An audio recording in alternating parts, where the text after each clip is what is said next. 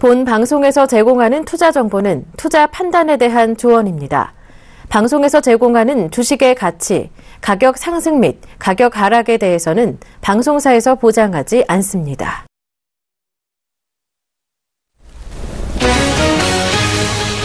뉴욕 증시가 미국 경제지표 호조에도 불구하고 차익 실현 매물로 혼조세를 나타냈습니다. S&P 500 지수는 0.09% 내리면서 나흘간 이어지던 최고치 행진을 중단했고 나스닥 지수도 0.09% 내리면서 약보합으로 거래를 마쳤습니다. 반면 다우 지수는 0.05% 오른 18,516.55를 기록하면서 최고치 행진을 나흘째 이어갔습니다. 미국의 경기 지표는 다소 엇갈린 모습을 보였지만 긍정적인 신호가 더 많아 호재로 작용했습니다. 6월 소매 판매는 전월 대비 0.6% 증가해 3개월째 상승했습니다. 이는 전문가들의 예상치 0.1% 증가를 크게 웃도는 수준입니다. 6월 산업 생산도 0.6% 증가하면서 약 1년 전 수준을 회복했습니다. 전문가들의 예상치는 0.3% 증가였습니다. 한편 미국의 6월 소비자 물가지수는 에너지 가격과 주거비용 상승 등의 영향으로 0.2% 증가하면서 4개월 연속 상승했습니다. 이는 전월과 같은 수준이지만 전문가 예상치 0.3% 증가를 약간 밑도는 수준입니다. 미국과 중국의 경기지표 호조는 국제 유가를 끌어올렸습니다. 서부 텍사스산 원유 가격은 전 거래일보다 배럴당 0.6% 상승한 45달러 95센트를 기록했습니다. 주간 기준으로는 1.2% 상승했습니다.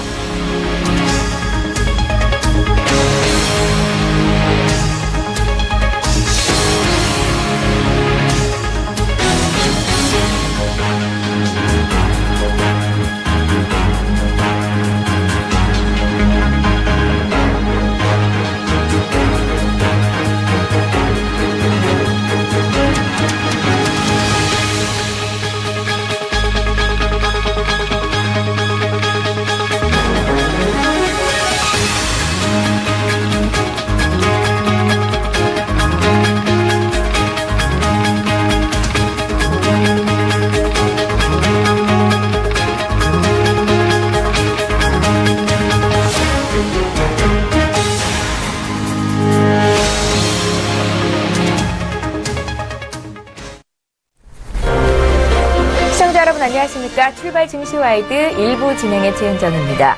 지난 주말 미국 뉴욕 증시는 여러 가지 경제 지표가 호전된 모습을 보였습니다. 소매 판매와 산업 생산이 호전됐다는 소식에 주요 지수가 강세로 출발했지만 차익 실현 매물을 맞으면서 S&P 500 지수와 나스닥 지수가 소폭 밀며 약법의 거래를 마쳤고요. 다만 다우 지수는 또 나흘째 상승세를 이어가면서 사상 최고치 행진을 계속했습니다.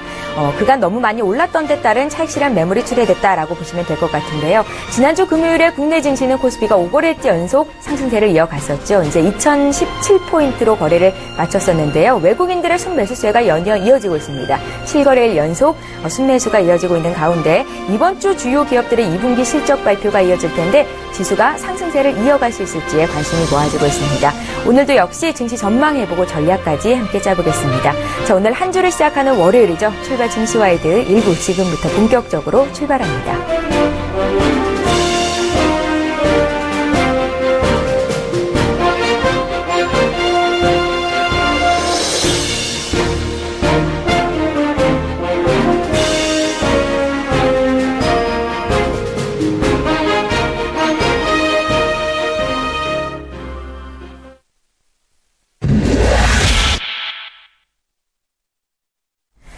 지난 주말 미국 뉴욕 증시가 양호한 경제지표 발표에도 불구하고 혼조세를 보였고요. 아시아 증시는 대체로 상승세였습니다. 잠시 뒤 분석해 볼 거고요. 또 실적 시즌이 한창인 국내 증시 대응 전략까지 짜보겠습니다. 자, 오늘은 월요일인데요. LIG 투자증권 김관수 부장님을 전화로 연결해 보겠습니다. 안녕하세요, 부장님. 네, 안녕하십니까. 예, 지난 주말 미국 뉴욕 증시는 양호한 경제지표 발표에도 불구하고 S&P 500과 또 나스닥 지수는 소폭 하락하면서 거래를 마쳤습니다. 다우 지수는 나흘째 사상 최고치 행진을 이어가고 있는데요. 차익 실현 매물로 인한 조정이었다 이렇게 보면 좋겠습니까? 일단 미증시가 18,500선대까지 상승한 이후에 우위에서는 좀 주춤하는 모습을 보여줬습니다. 하지만 상상 최고치의 경신의 매수세는 꾸준하게 이어지는 모습이고요. 또 계속적으로 이어진 저금 유지에 따라서 매수의 유동자금은 계속적으로 지수로 쌓이는 모습이고 또 실적 지진을 중심으로 해서 실적 장세도 함께 이어지는 모습을 보여주고 있습니다. 단기적으로 미증시도 급등 이후에 정거장 패턴은 보여줄 수 있지만 아직은 종착역은 아닌 듯하고요. 그리고 미증시의 상승 기조는 급등에 따른 차익 매물은 언제든지 받을 수 있지만 기조 자체가 꺾이는 그런 모습이 아니다라는 점을 우리 시청자분들도 좀 체크하면서 미증시를 보는 것이 필요하지 않나라고 판단되고 있습니다. 예, 미국에서 발표된 경기 지표는 다소 호전된 결과를 내놨다고 하는데요. 긍정적인 신호가 더 많았다고 합니다. 주요 경제 지표들 어떤 것들이 발표됐는지 정리 부탁드릴게요. 일단 가장 관심이 갔던 것이 소매 판매와 산업 생산이었는데요. 이 소매 판매와 산업 생산이 예상치보다 상당히 좋게 나오는 그런 모습을 보여줬습니다. 물론 소비자 물가 지수는 예상 밖으로 조금 예상이 미치지 못하는 모습이었지만 상승 기조를 좀 이어가는 모습을 보여주고 있고요. 일단 소매 판매를 보면은 소매 판매가 전월 대비 한 0.6% 증가하면서 3개월째 상승세를 이어갔습니다. 이것은 전문가들의 예상치인 0.1포인트보다 상당히 크게 웃도는 수준인데요. 일단 일자리가 계속적으로 늘어나고 있는 것이 역시 미국의 경기 흐름이고 또 일자리가 늘어가면서 시간당 임금 상승세도 함께 상승세를 이어가는 모습입니다. 이것이 결국 소비 측증과 이어지면서 소매 판매가 상당히 강하게 이어지는 그런 모습을 보여줬고 산업생산 측면에서도 산업생산의 75%를 차지하고 있는 제조업 생산이 0.4% 정도 상승했고요. 특히나 이제 무더위가 되면서 유틸리티 업종이 2.4%가 상승하면서 소매 판매나 산업생산이 블랙시트에 대해서 상당히 시장이 좀 어려웠지만 이것을 충분하게 이겨내고 호조를 보이고 있다는 점에 있어서는 미국의 경기 지표들은 앞으로도 좀 의미 있는 모습을 보여줄 가능성이 높고요. 소비자 물가지수 같은 경우에는 에너지 가격과 주거 상승 비용에 따라서 0.2포인트 상승세를 보여주면서 4개월 연속 상승을 보여줬습니다.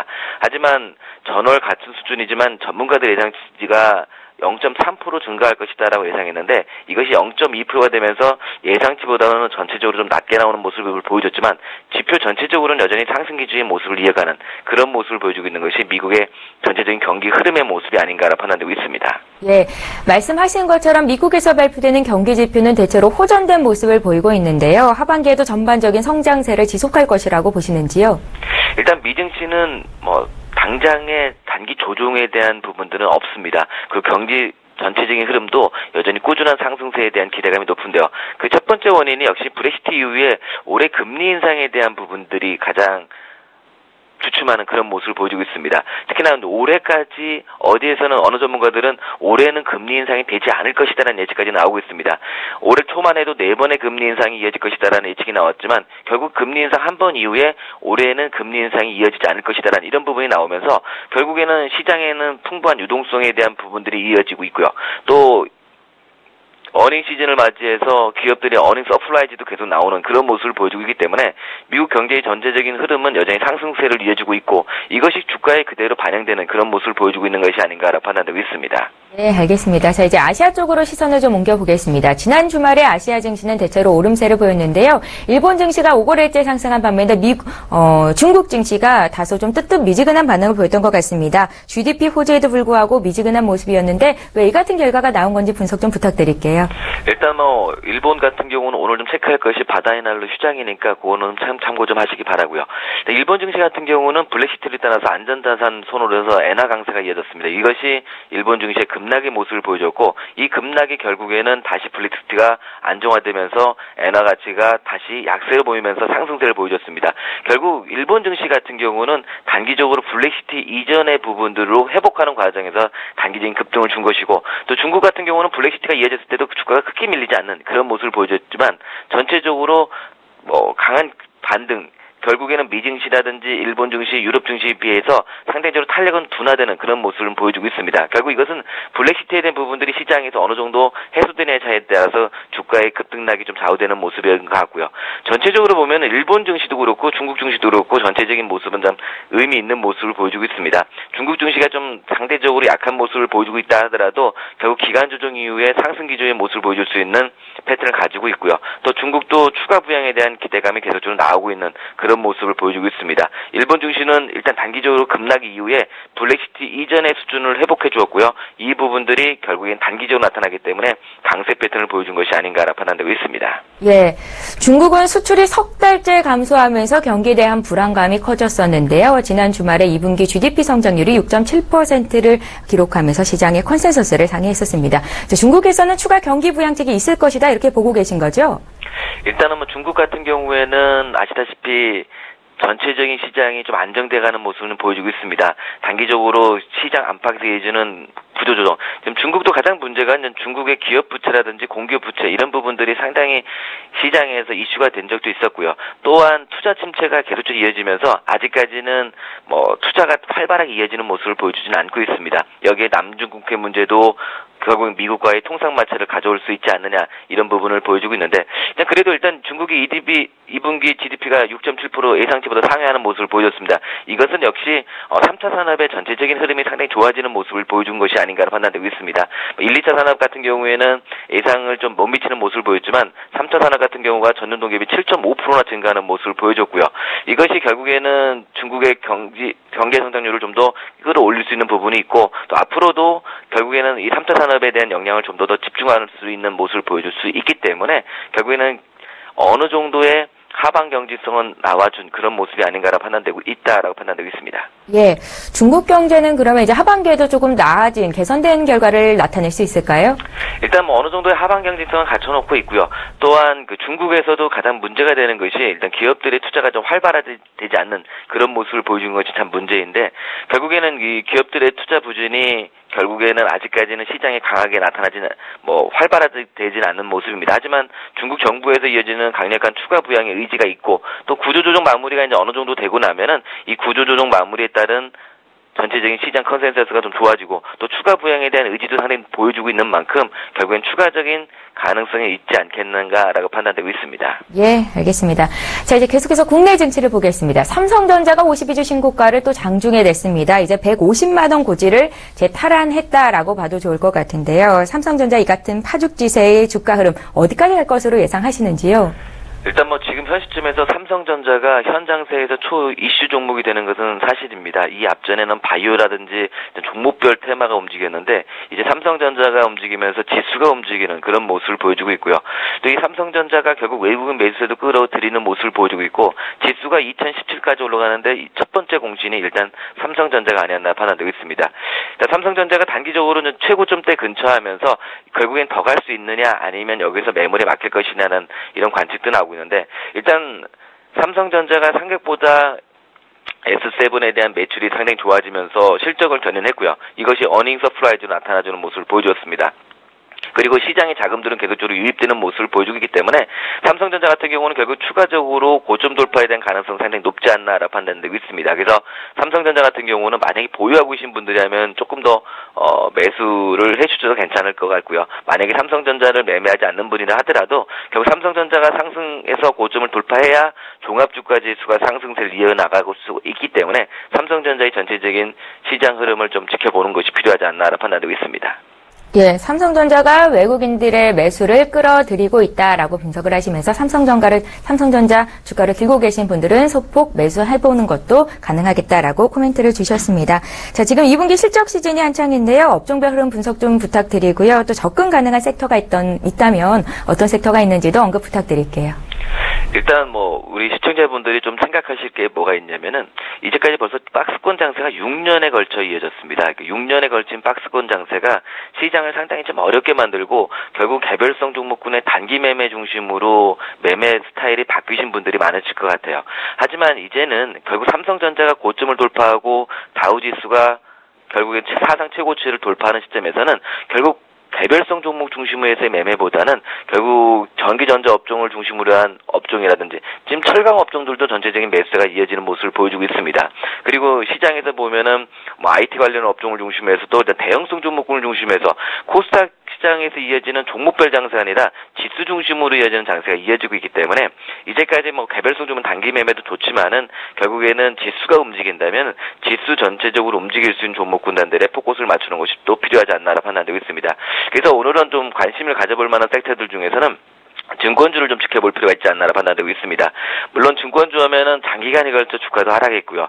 또 지금은 추가적인 하락은 없지만 계속적으로 기간 조정의 모습을 보여주고 있어서 개인 투자분들의 내리에서 좀 벗어난 종목군이지 않은가라 판단되고 있지만 그래서 충분한 기간 조정을 받았고요. 또 우리나라도 이제 저금리에 대한 부분들 또 추가금리 인하에 대한 부분들도 나오고 있습니다. 그렇다면 시장의 유동성은 더욱더 공급될 가능성이 높고 또 시장의 유동성이 공급되면서 지수가 주식시장으로 자금이 유입된다면 결국 가장 많은 수혜를 받는 것이 증권업종이다 판단되고 있고요. 그렇다면 증권업종들도 일단 내 포트폴리오에서는 한 종목 정도 보유해볼 필요가 있는데 그 보유해볼 만한 종목들이 역시 저희가 봤을 때는 미래에셋증권이 가장 유력하지 않나라 판단되고 있습니다. 일단 미래에셋증권 같은 경우는 미래에셋대우를 같이 합병을 하면서 전체적으로는 시너지 효과에서 우리나라 1등 기업이 돼버렸고요.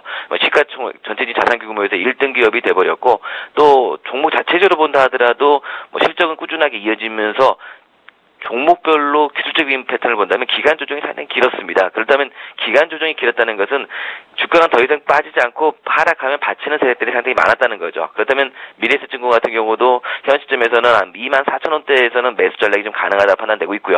또 보신다면은 3만 원대까지도 충분히 볼 수 있는 그런 패턴이 아닌가 판단되고 있습니다.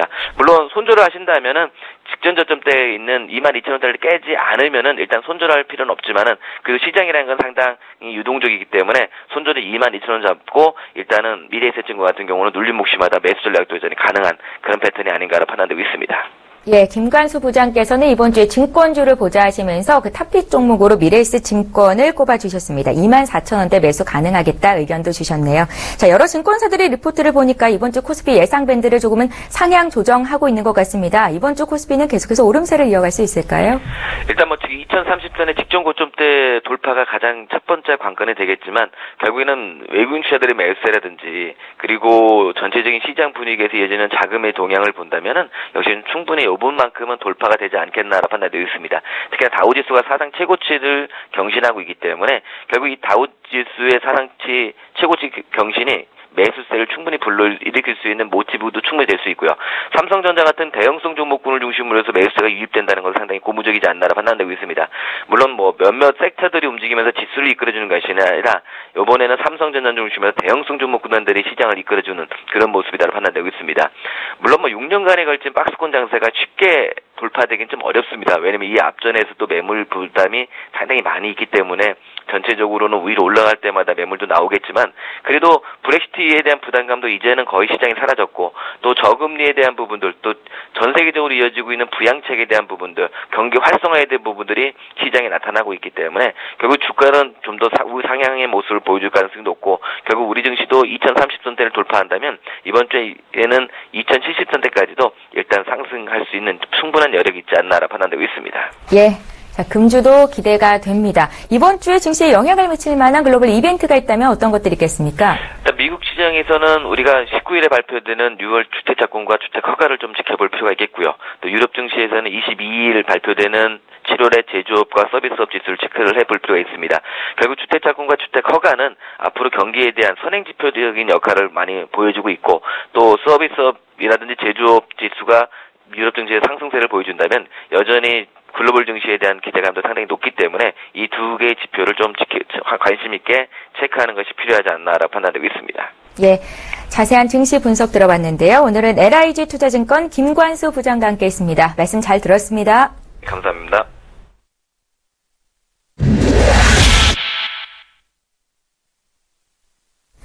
예, 국내외 시장 쟁점을 이슈 리더들을 통해 들어보는 이슈 리더 시간입니다. 오늘도 역시 오늘의 주제부터 화면으로 먼저 만나보시죠. 예, 코스피가 6년간 박스권에 머물며 있으면서 박스피라는 오명을 쓰고 있는데요. 과연 지수 상단에서 더 오를 수 있을지 이번 주에는 박스피를 탈출할 수 있을 것인지에 대한 분석에 대한 이야기 들어볼 거고요. 또 삼성전자가 전기차 제조업체 비아디에 5천억 원을 투자했다는 소식이 전해져 있습니다. 어떤 의미가 있는 건지도 이야기 들어보겠습니다. 자, 오늘 이 시간에는요. 아데나 투자자문 신승용 대표를 화상으로 만나보겠습니다. 대표님 안녕하세요. 네, 안녕하십니까. 예, 반갑습니다.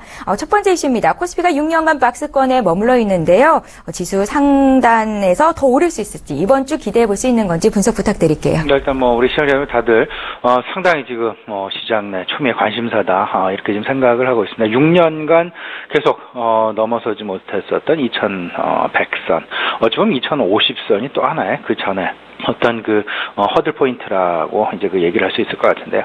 지금 현재 그 시장 상황 좀 살펴보시게 되면 일단 지금 현재 2분기 실적 시즌이 지금 진행되고 있는 그런 상황이다라고 이제 보셔야 될 것 같은데 문제는 실적에 대한 기대감보다는 오히려 유동성에 대한 기대감이 조금은 더 많다라는 것. 지금 현재 그 시장 내 가장 강력한 시장을 상승시킬 수 있는 어떤 그 모멘텀 부분은 분명히 유동성에 대한 기대감일 수밖에 없을 것이고 그 유동성에 대한 기대감이 추가적으로 더 나타나야만이 시장 내 어떤 그 코스피를 돌파할 수 있는 코스피의 박스권을 돌파할 수 있는 그런 그 힘이 강력하게 이제 분출될 것이다라는 그런 생각 좀 가져봅니다. 지금 화면으로 나가고 있습니다만은 일단 코스피 2000선에서 2050포인트 선 이때 이제 그 지금 걸려 있는 그 환매 벽 한 14조 원 정도 지금 예정이 되어 있는 지금 물량 부담이 되어 있는 그런 상황이다라고 보시면 될 것 같고 1950에서 2000포인트에서는 한 10조 원 정도가 이제 그 물량 부담이 있었습니다. 그 2050포인트까지 이제 그 14조 원 추가적으로 더 이제 이 부분을 좀 돌파를 해야 될 그런 분위기에 있는데요. 이 부분을 실제로 증가 내지는 넘어서기 위해서는 국내 기관 투자자들은 물론 하지만 외국인들의 지속적인 순매수세 지속이 돼야 될 것이다라는 것. 물론 이제 지난 금요일 외국인들의 매수세가 상당 부분 강력하게 지난주 이제 우리 시장 내 유입이 되는 그런 모습들이 나타났었습니다.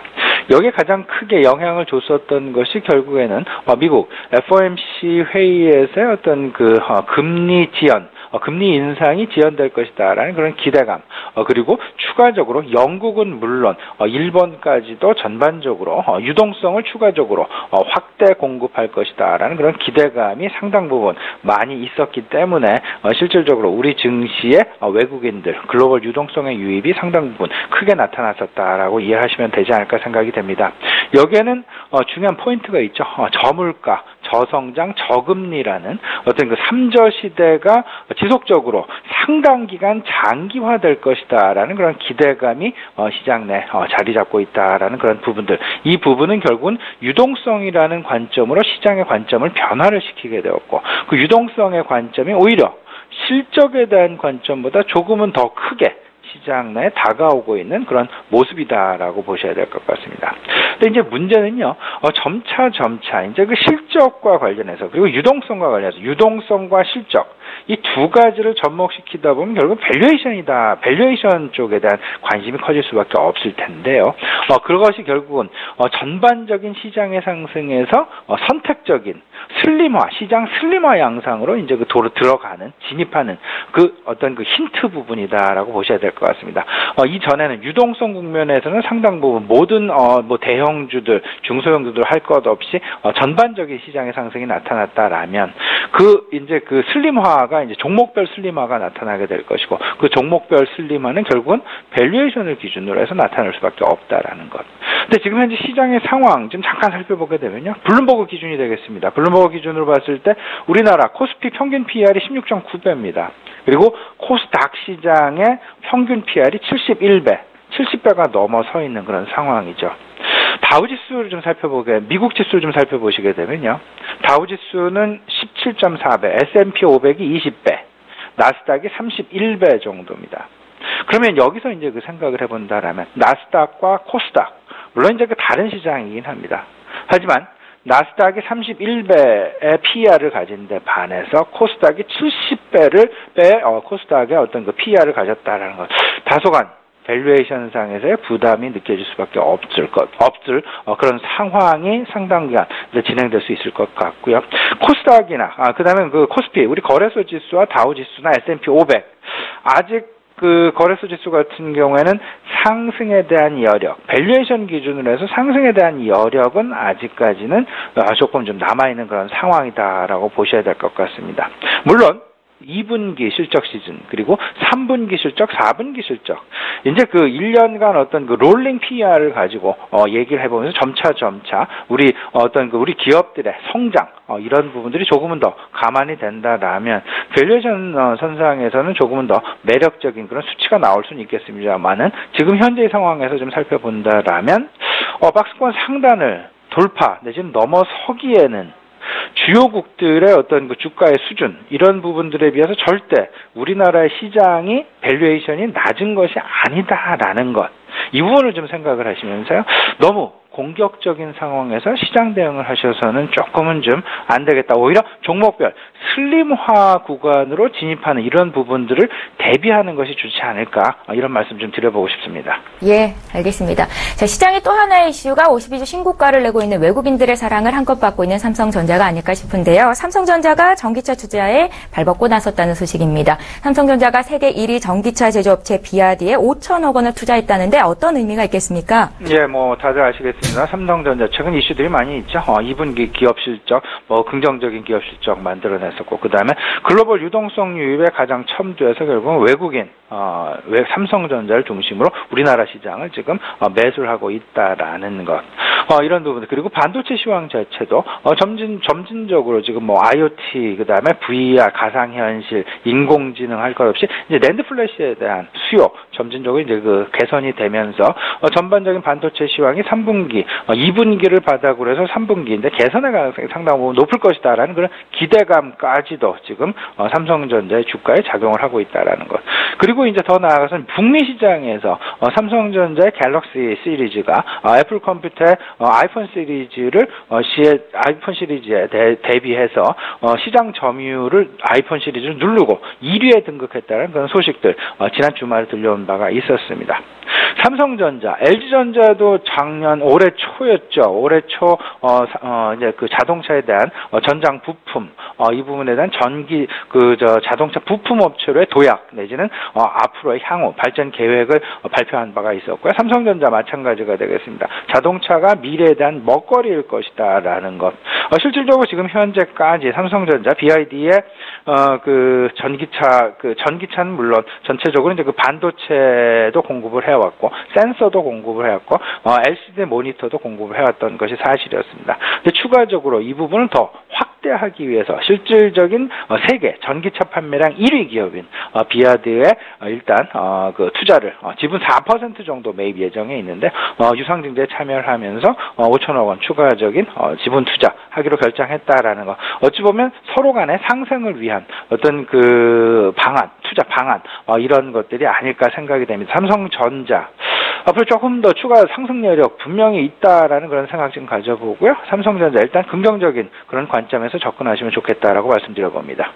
자동차가 미래의 먹거리일 것이다라는 생각에 투자를 하는 것이다라고 조언해 주셨고요. 삼성전자의 주가는 조금 더 오를 수 있을 것이다라고 말씀도 덧붙여 주셨습니다. 자, 이제 월요일인데요. 한 주를 시작하기에 앞서서 투자 조언 주신다면 어떤 말씀 주시겠습니까? 이번 주 시장 일단은 외국인의 유동성 유입, 외국인들의 매수세가 결국 우리 시장의 향방을 가늠하는 어떤 그 방향성을 만들 수 있는 가장 중요한 핵심 어떤 그 원동력일 수밖에 없을 것이다라는 그런 생각을 좀 해봅니다.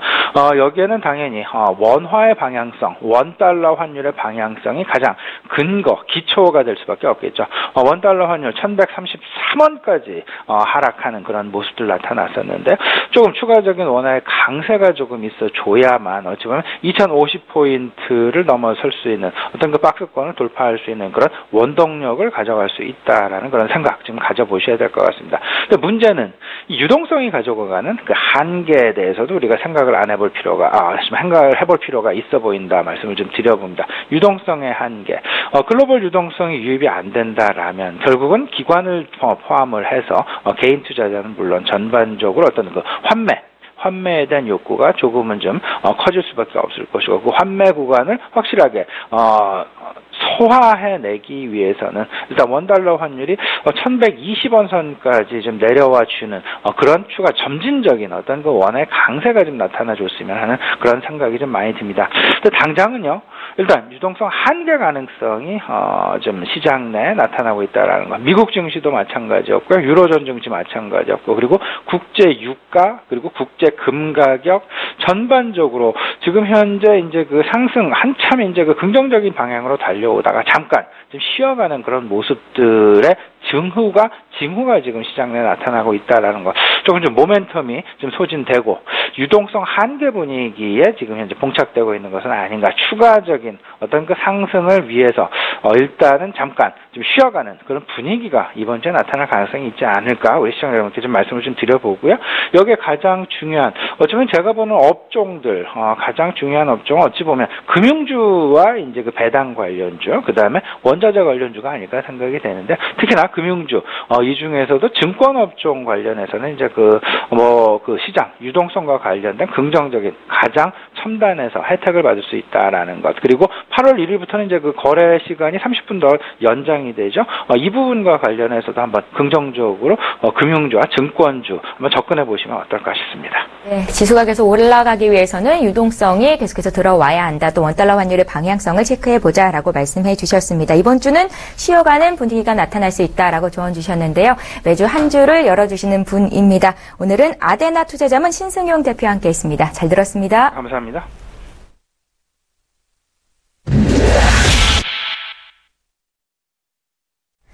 예, 수급 리더 시간입니다. 먼저 지난주 금요일 수급 동향부터 체크해 보겠습니다. 지난주 금요일에 코스피 지수는 오름세를 보였습니다. 2017포인트로 거래를 마쳤었는데요. 중심에는 외국인들이 있었습니다. 외국인들이 7거래일 연속 순매수하면서 지수를 위쪽으로 끌어올리고 있는데요.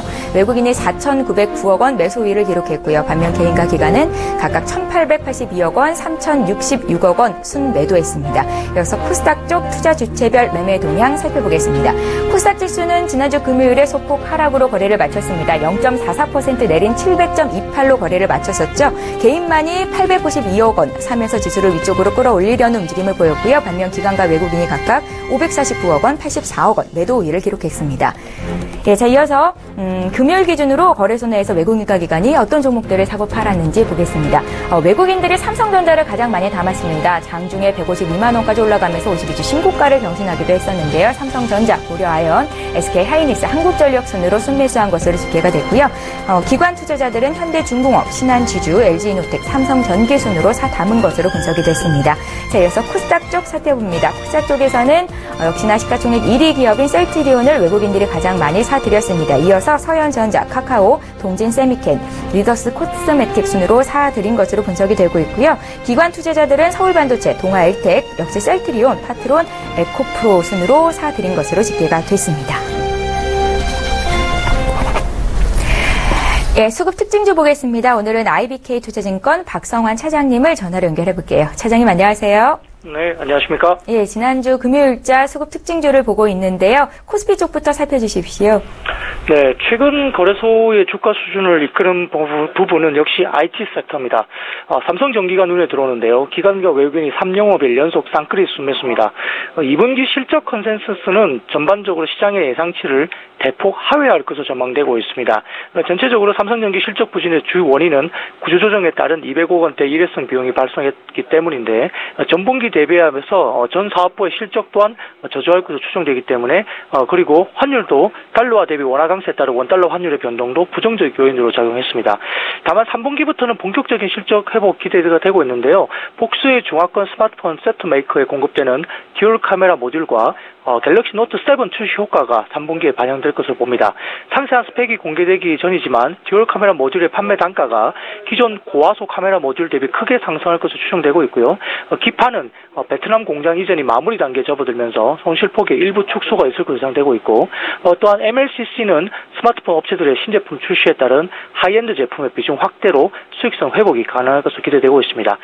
말씀드렸듯이 올해 3분기에는 고객사 플래그십 출시 그리고 듀얼 카메라 모듈 공급으로 인한 강한 실적 반등이 예상되면서 현재 PBR이 0.82배 정도 수준이기 때문에 역사적 밴드 하단 위치에 있습니다.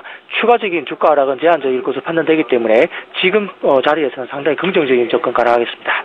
네, 저평가 국면에 있다 하시면서 삼성전기에 대한 분석을 해주셨고요. 이어서 코스닥 쪽 수급 특징 볼게요. 어떤 종목이 눈에 띄셨습니까? 네, 최근에 연속적으로 올라가다가 지난주 한 주 정도 잠깐 쉬고 있는 동진세미캠입니다. 전체적으로 좀 이격을 줄인 상황이기 때문에 이번 주 이후 다시 한번 재상승의 바닥이 갈 수 있지 않을까 생각되는데요. 2분기 영업이익은 전체적으로 전망치가 상향 조정되고 있습니다. 아마 16년부터 기계설비 감가상각 내용 연수를 조정하는 과정에서 발생했던 일회성 비용이 2분기 이후부터 반영되지 않고 있고요. 전체적으로 지금 전년 동기보다 2배 가까운 감가상각비를 인식함에도 불구하고 2에서 3%포인트 높은 영업이익률을 달성할 것으로 예상되고 있기 때문에 아마 동사 제품 구성과 원가 구조의 극적인 개선이 일어나고 있는 것으로 판단되고 있습니다.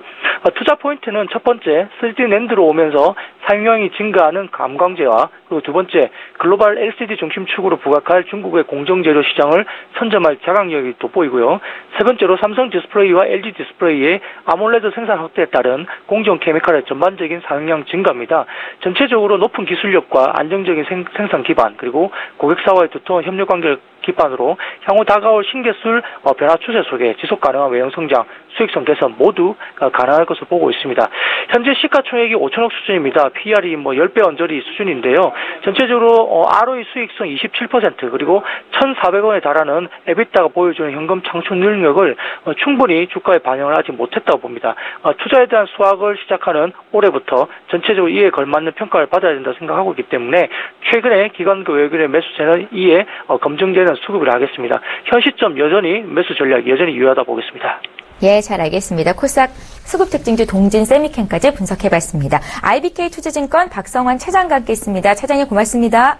감사합니다. 예, 자 출발 증시와이드 1부는 여기서 마치고요. 저희는 잠시 뒤 2부 시간에 다시 돌아오겠습니다. 고맙습니다.